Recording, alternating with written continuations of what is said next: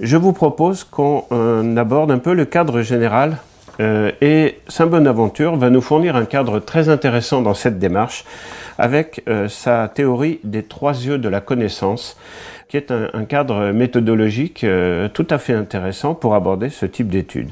Et donc je vais commencer par citer ce texte de Saint Bonaventure. Je cite: « L'homme a reçu un triple regard, comme le dit Hugues de Saint-Victor, un regard de chair, un regard de raison et un regard de contemplation. Le regard de chair pour voir le monde et tout ce qui est dans le monde, le regard de raison pour voir l'esprit et tout ce qui est dans l'esprit, le regard de contemplation pour voir Dieu et tout ce qui est en Dieu.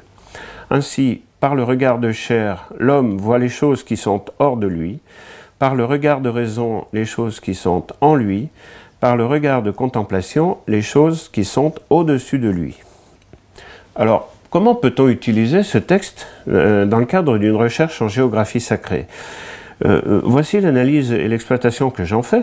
De mon point de vue, l'œil de chair, c'est celui de la perception externe. Les objets, l'espace, le temps, en tout cas ce que l'on peut en percevoir par la connaissance empirique, par les faits, par l'observation.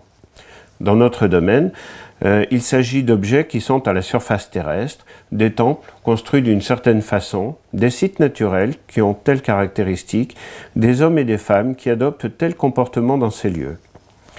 C'est bien sûr le regard privilégié par les scientistes et les scientifiques, alors notamment par les scientistes qui, eux, sont tentés d'exclure du champ de l'observation tout ce qui n'est pas visible, mesurable, ni quantifiable, c'est-à-dire tout le reste.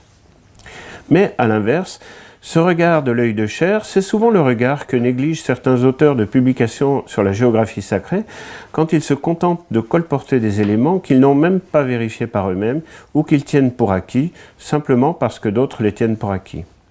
Si ces éléments sont cohérents avec les théories auxquelles ils adhèrent, ils ne correspondent pas pour autant à la réalité.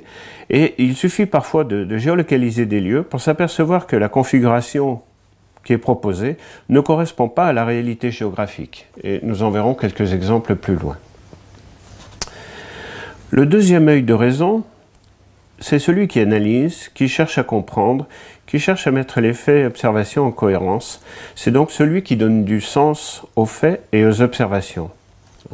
Et dans notre domaine, c'est l'œil qui va analyser les caractéristiques des objets ou des configurations de lieux sacrés qu'on va étudier. Par exemple, le temple bouddhique, qui représente la montagne cosmique et qui est entouré de l'eau, océan primordial, donc établissement d'un lien entre le temple mythique et le temple réel, construit à la surface de la Terre.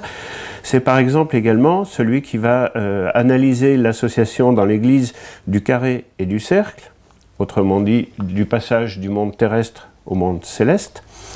Et donc on peut tout à fait développer ces analyses sans être convaincu soi-même de l'existence d'un Dieu ou d'un principe créateur.